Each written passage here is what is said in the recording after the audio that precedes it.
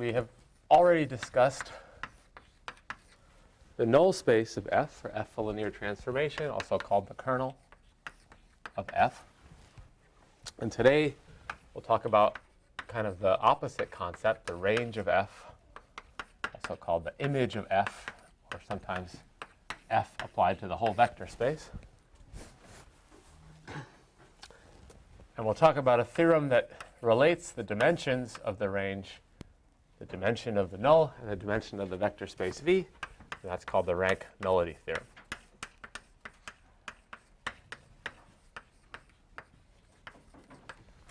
First of all, recall that F is a linear transformation from V to W. The null of F is as a set, it's the set of all vectors V and V that F takes to the 0 vector of W. And we showed that this is a subspace. Whenever we see a set show up, since we're talking about vector spaces and linear transformations, we should look to see, first thing we want to do is check to see if it's a subspace, and we check that this is in fact a subspace. So an equally important subspace associated to F. So F goes from V to W. Remember, we call this the domain of F. And contained in that domain is the null space of F. So a subset may or may not be equal to it. This space W is called the codomain of F. And today you'll sort of see why I like that name as opposed to other names people sometimes use for this. And that's because we have something inside that space which is called the range of F, or the image of F. And that's contained in the codomain, but not in general equal, unless F is surjective. And this range of F is the set of all W's, little w's in the codomain, such that there exists a V in the domain with F of V equal to this W. That is, it's the set of all F of V's, where V is some element of big V. It's also called the image or the range. It's always contained in the codomain, and it's only equal to it if F is surjective. That's why I use different words, and we don't call this the range. Make that distinction clear. So what's the first question we should ask ourselves about this set of points we can reach in W? We should ask whether it's a subspace. So we know already that the null space is a subspace. We'd like to know, is this a subspace? Proposition. The range of a linear map F is a subspace of W. So to prove that, we should use our subspace criterion. First thing we need to check is whether 0 is in that space. Is 0 W in the range of F or not? Well, V is a vector space, and it has 0 V in it. And F is linear. One of the first things we proved about a linear transformation was that it sends 0 to 0. So F of 0 is equal to 0. That means there exists a V in V such that when I hit it with F, I get out the 0 of W. So so 0 of W is in the range.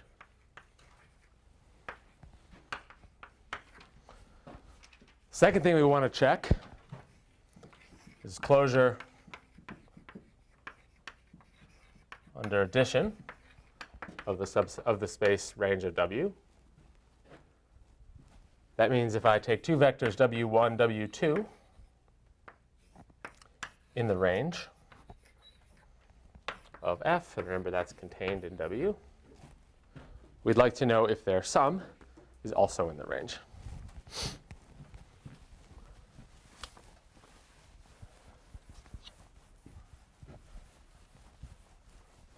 So that is, in order to determine if their sum is in the range,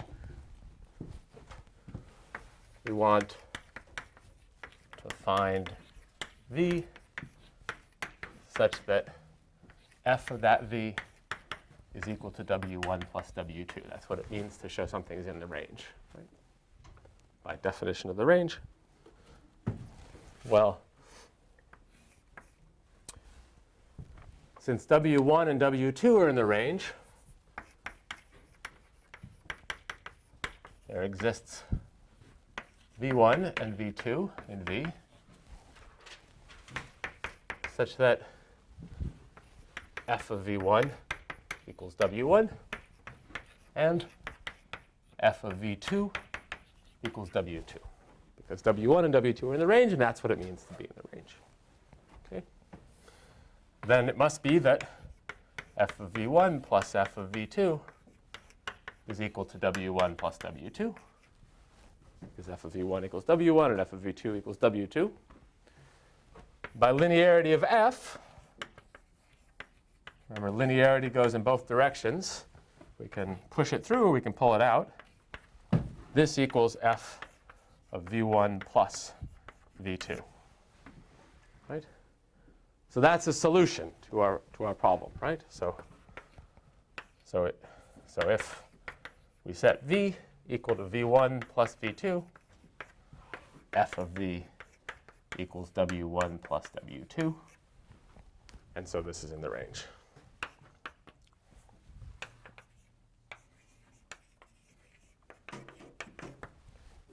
That's closure under addition.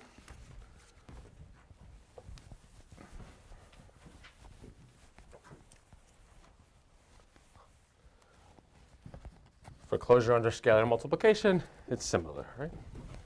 Suppose W is in the range of f, and A is a field element. What we want to find is a vector v in V such that f of W is equal to AW. I want to know whether AW is in the range. Right. Well, since W is in the range of f, there exists a vector v with f of v equal to w. So AF of v is equal to AW, and f of AV equals AW. So this is our solution. This is our vector, such that when I apply f to it, I get out AW.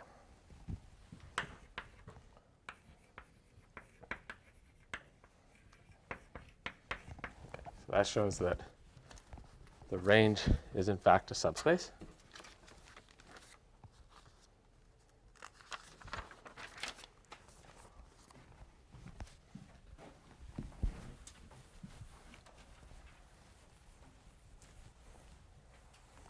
So before I state the rank-nullity theorem, which is the key result that relates these things, just sort of make a little aside about what's going on here. So we have a v, we have a w.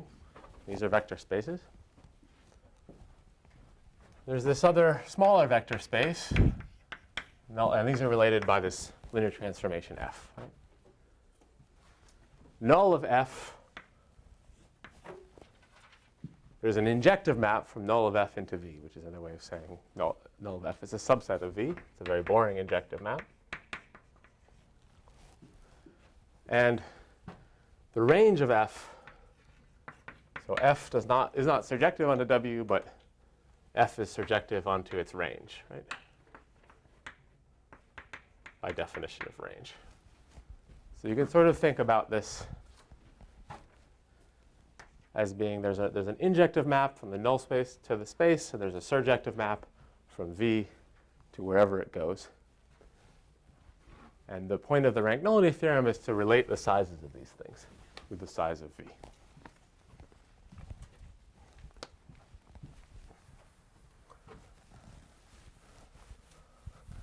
Such a sequence of maps like that is something that you might encounter if you go on further. It's called a short exact sequence. Okay. So let's state the rank nullity theorem. It's not called this in the book, but this is a very standard name for it.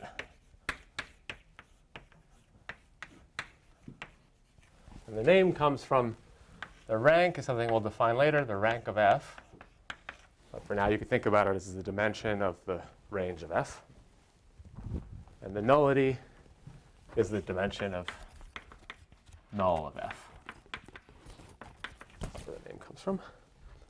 The theorem is as follows. If V is finite dimensional,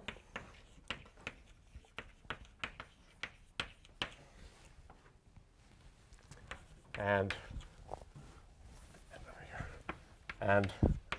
f is a linear map from V to W. Now, I didn't say anything about whether W was finite dimensional yet. It doesn't need to be, because we first conclude that the range of f, which is a subspace of W, we showed already it was a subspace, but it's also finite dimensional, which makes sense. It's the image of something finite dimensional. So it's a finite dimensional subspace of W, and this is the main point, the dimension of the vector space V is equal to the dimension of the null space of F plus the dimension of the range of F. Okay. Or the dimension of the image, or the dimension of F of V.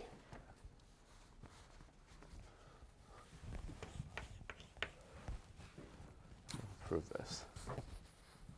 So we had another theorem earlier that was an equation about dimensions, that the dimension of the union of two vector spaces was equal to the dimension of the first vector space plus the dimension of the second vector space minus the dimension of the intersection. And we argue that it was kind of analogous to measuring area or counting points in sets. And to do that, we used a basis. And we're going to do the same thing here, because that's how we define dimension, so it makes sense to use basis. Okay. So V is finite dimensional. F V to W is a linear map.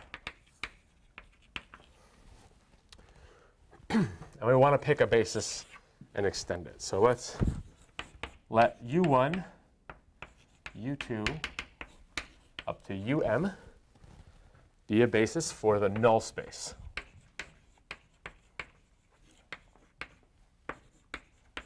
The null space of F. F is finite dimensional. The null space is a subspace. We had a theorem that said that the subspace of a finite dimensional space is also finite dimensional, meaning it has a finite spanning list, meaning it has a finite basis. So we can take a basis for it. So what's the dimension of null of F? We have a symbol for it now.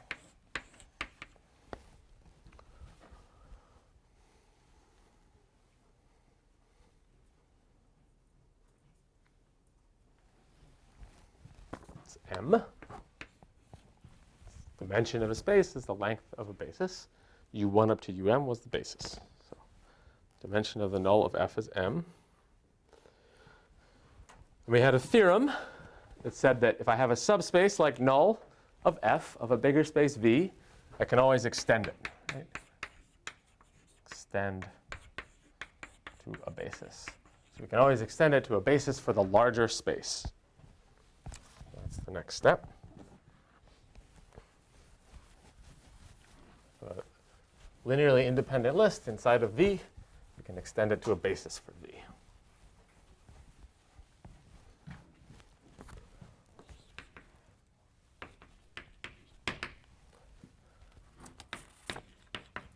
So let's let u1 up to that's the basis for the null space.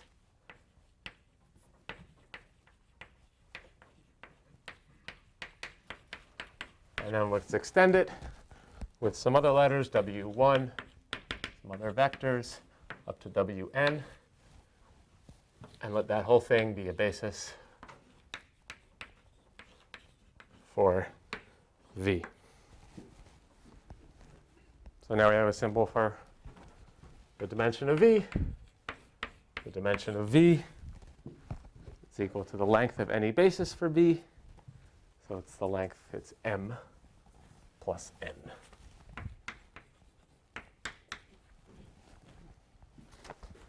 In some sense, we're halfway there, right?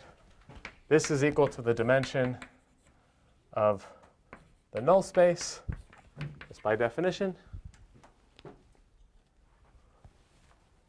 in this statement of the theorem.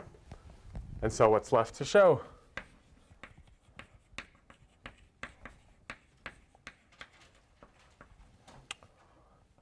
That n, the other part here, is the dimension of the range of f. That's what we have to do to finish the proof.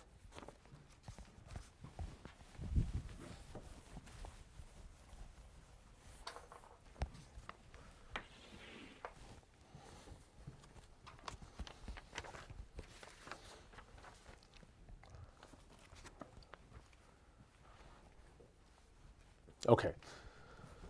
So how do we measure the dimension of something? We only really know one trick for that, which is to find a basis for it, right? And then count how many elements there are. Okay, so we want to find a basis for this.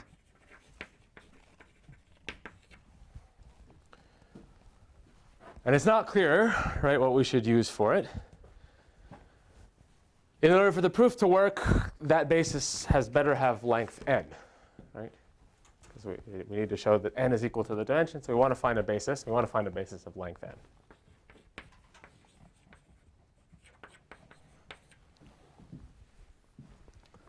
So do we have any lists of length n here?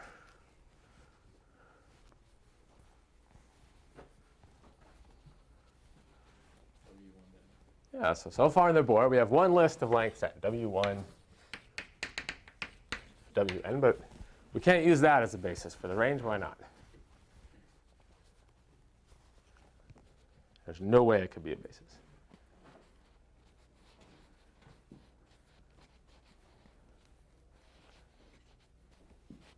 Where does it live? Where do those elements live? What vector space? All right, they live in V, and the range lives in W, so they can't be a basis for W. But we have a map that relates V and W, right? So this is a good way to think about how to do a proof. You know, you first make a guess which doesn't make any sense, and then you fix it to make it make sense, right? So let's apply F. And now we have some kind of actually reasonable candidate.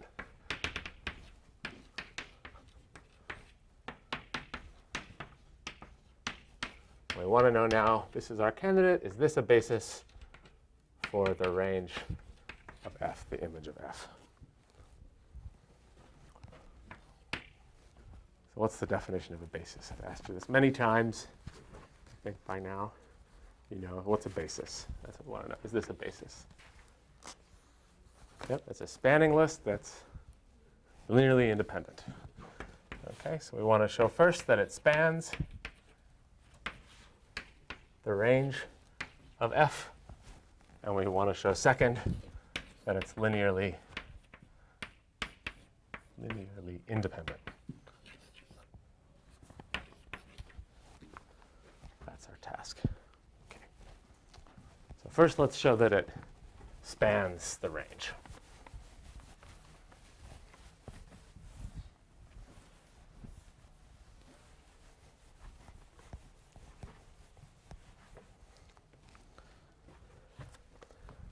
So what's the range? The range is just you take an arbitrary element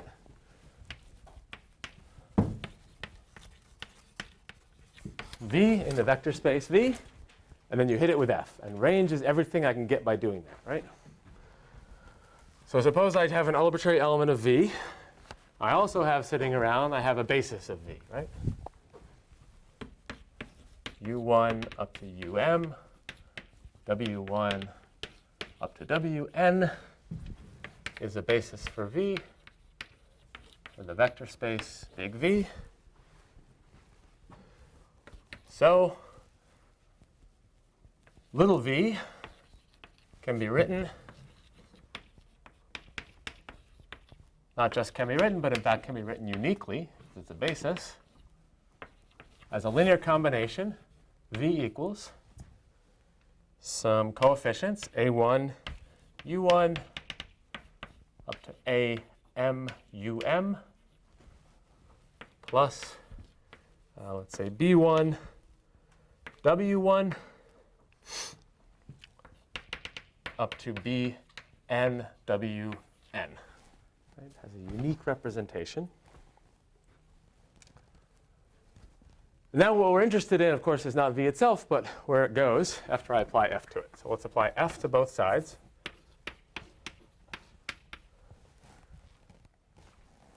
F is a linear map. That means I can push f through this sum. I can push f through all the scalar multiplications. Right? So that's a1 f of u1 plus am f of um plus b1 f of w1 up to bn f of wn. That's where it sends our element v. Okay, now our task in this portion is just to figure out whether or not this set f of w1 up to wn, which now appears, spans the range of f. And to show that it spans the range of f, all I have to show is that an arbitrary element of f can be expressed as a linear combination of these elements. And to say an arbitrary element of the range of f. An arbitrary element of the range of f is the same as an arbitrary element of v, and then I hit f with it. Right? That's what I mean by an arbitrary element of range of f. So this thing here is really an arbitrary element of the range. Right? And we want to show that it is in fact a linear combination. It does, but of course it is, right? Because u1 up to um were a basis for null, right? So they're 0. So all of these are 0. And they're multiples, 0, 0 times something, add them together. This whole thing is 0. So we've written an arbitrary element of the range as a linear combination of our candidate for a basis, f of w1 up to f of wn. Okay, great. So that means, this f of v is in the span of f of w1 up to f of wn. So our second task is to show that not only is it a spanning list, but it's a linearly independent list.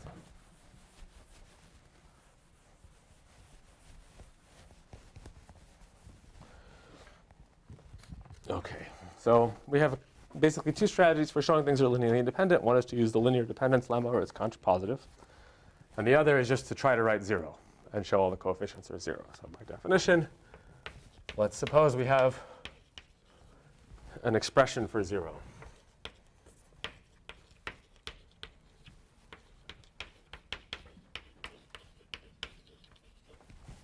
That is C1 f of W1 up to Cn f of Wn is equal to 0, the 0 vector in W. I have an expression for 0. I can run linearity in reverse. That's equal to f of the linear combination C1 W1 up to Cn Wn. Whatever it is, so f of that linear combination of elements in this basis for the extended part of the basis, that's 0. So that means that C1 W1 plus up to plus Cn Wn is actually in the null space of F.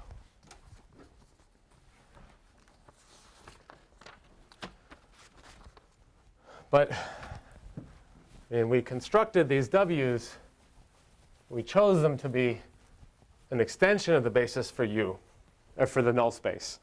In particular, we chose them all to be linearly independent of that null space. So that seems like that's going to force them to be 0.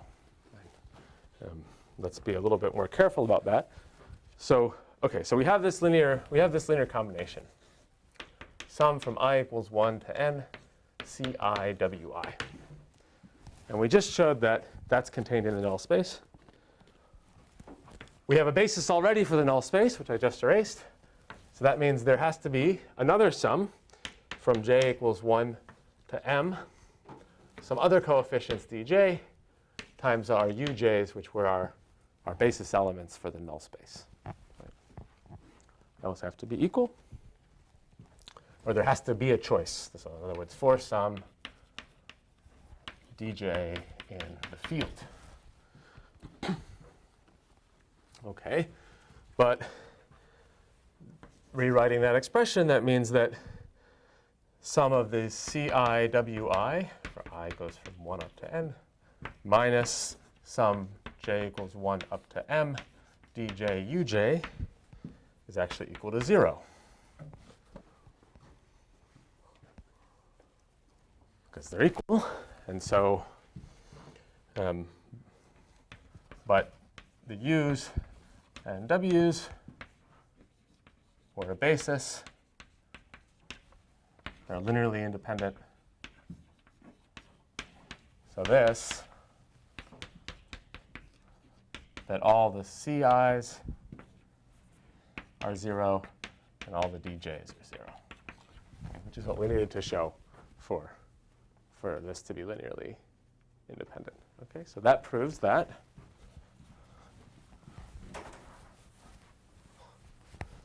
We assumed that we had an expression for 0, which was a linear combination of the elements of our spanning list, f of w1 up to f of wn. And we showed that if such a linear combination existed, all those are 0. So therefore, f of w1 up to f of wn is linearly independent as well, and a basis. Okay. And so we're done. We prove the rank nullity.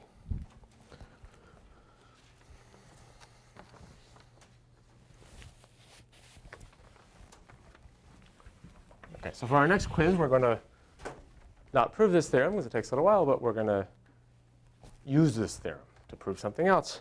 So I'll give you now 3 examples of things you can prove with this theorem. So this is one which is in the book as well. Don't worry. Suppose I have V and W, which are finite dimensional vector spaces. And I know something about their dimension.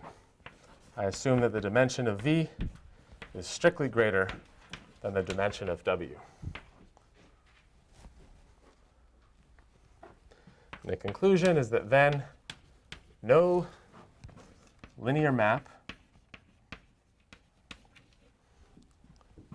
from V, which is the bigger space, to W, which is the smaller space, no, other way, yeah, can be injective.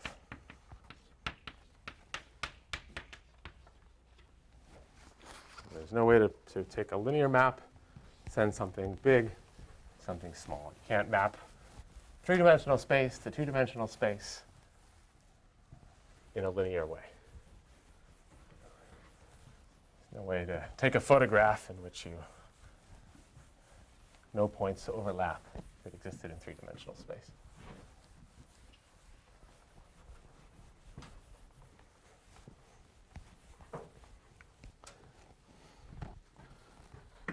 So the proof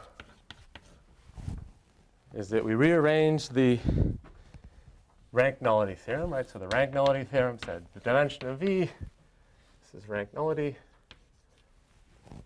was equal to the dimension of the null of F plus the dimension of the range of F. So here F goes from V to W. We can rearrange that to measure the dimension of the null space. The dimension of the null space of F is equal to the dimension of V minus the dimension of the range of F. That, on the right-hand side, is at least the dimension of V again minus the dimension of W. Right, because the range can't be any bigger than W. But then we assume that the dimension of V was strictly greater than the dimension of W. This is because the range is contained in this, right? And then because of this assumption in the hypothesis, this has to be strictly greater than 0. What's the significance of that? Well, what's the dimension of the null space? What's the dimension of 0, the 0 vector space? How long of a spanning list do I need to get that space? 0, because this is equal to span of the empty list.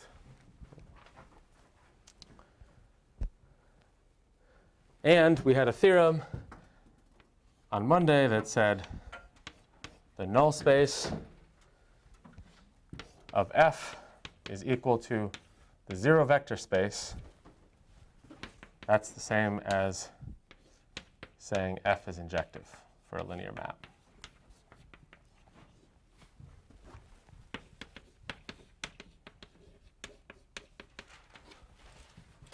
So that means if F was going to be injective, it would have to have a 0 null space. The null space has to be the 0 vector space. And therefore, that null space would have to have dimension 0. But this null space has to have positive dimension. Therefore, it could not possibly be.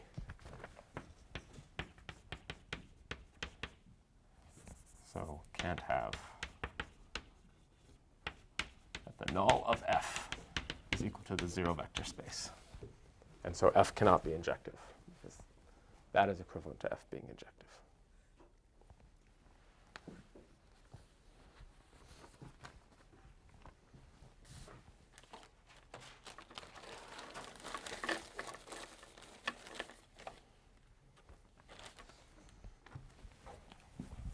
So we have a similar result that goes in the other direction.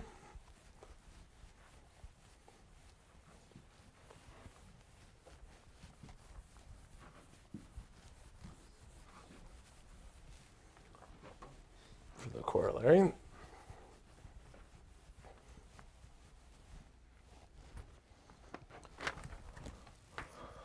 Which is, again, suppose that V and W are finite dimensional. And now, before we assume the dimension of V was greater, now assume the dimension of V is strictly less than the dimension of W. And then we can conclude no linear map from V to W could possibly be surjective.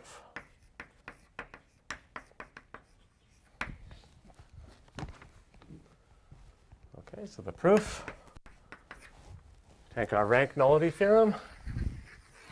We rearrange it again to discuss the range of F, because whether or not the range of F is equal to W tells me whether or not F is surjective. The range of F is equal to the dimension of V minus the dimension of the null space of F. Just rearranging the rank nullity equation. That is less than or equal to the dimension of V. Right? The best case would be that this was the 0 vector space, and so this dimension would be 0. So certainly less than that.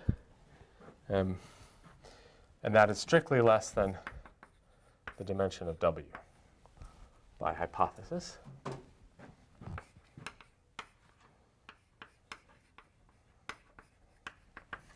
So that tells me that sorry, this should have dim in front of it, the dimension of the range of f. So this says the dimension of the range of f is strictly less than the dimension of w. So in particular, we can't have that the range of f is equal to w, because then they would have the same dimension. Okay, so therefore, it cannot be surjective, because to be surjective means that the range is equal to the codomain.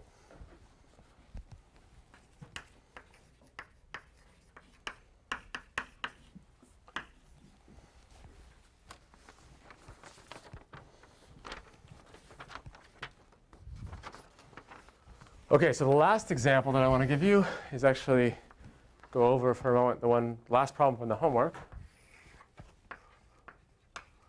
Problem 5. And that was, suppose V and W are finite dimensional vector spaces. Show there exists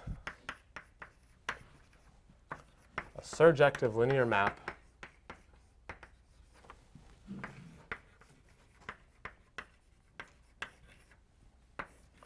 V to W. There exists, not that a particular one is, if and only if the dimension of W is less than or equal to the dimension of V. So this dimension has to be no bigger. It's kind of like the converse of the first thing we talked about, right? Or second thing we talked about. Okay, so proof. Suppose f from V to W, there exists such a map. So suppose I have such a map. Someone gives me a surjective map from V to W. Then, of course, that's the same as saying W equals the range of f.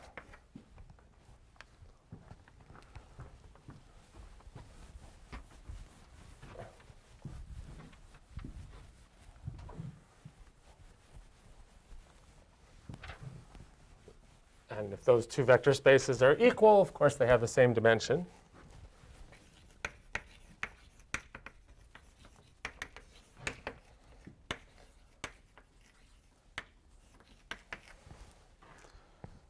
And so by rank nullity,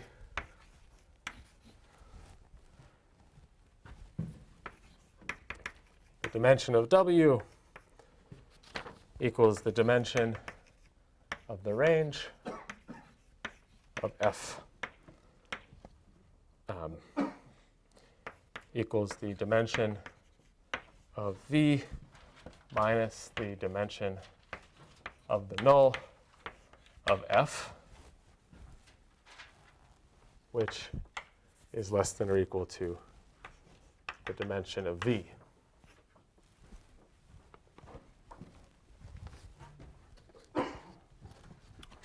Okay. Because dim null f has to be at, at least 0, right? Okay. So that's one direction. In the other direction, suppose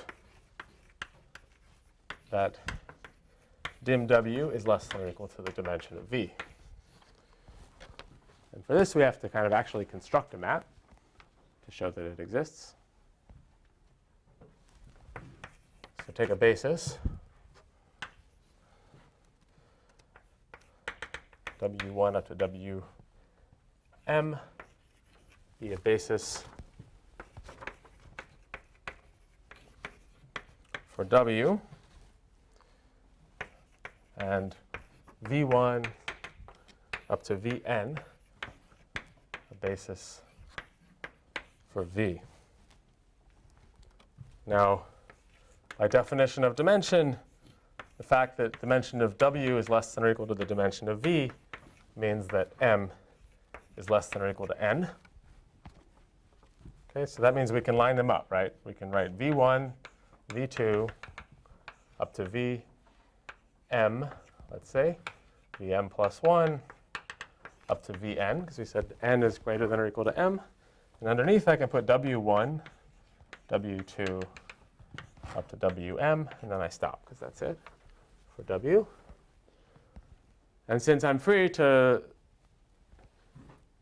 choose a linear map, define a linear map by saying where it sends each element V, I can send V1 to W1, I can send V2 to W2, all the way up to Vm, which gets sent to Wm. That's just the choice that I'm making. And then I can choose these to send them wherever I want. There's no further restriction. And if I do that map, it's surjective, right? Because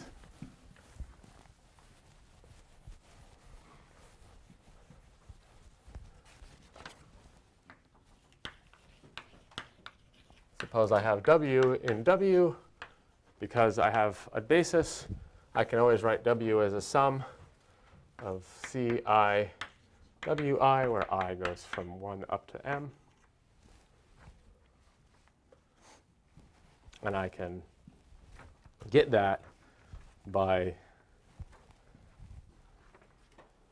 applying, by taking the same expression, sum from I equals 1 up to m, Ci Vi, that's some vector v that's in V, and f of v is the sum from I equals 1 up to m, Ci f of vi, pushing the f through the addition and the scalar multiplication because it's linear, which is equal to the w that I wanted. So there exists an element here, little v, such that when I apply f to it, I get back an arbitrary element of w. So therefore, the range of f is equal to this f that I chose by selecting where the first m basis elements go. This is a surjective linear map.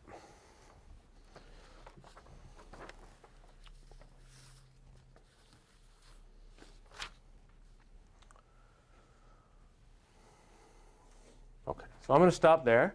On Monday, we'll talk about matrices. Finally connect linear transformations and matrices, and we'll prove a theorem connecting a linear transformations and matrices, a theorem which doesn't even make sense to state unless you take this sort of abstract approach that we've taken in this class.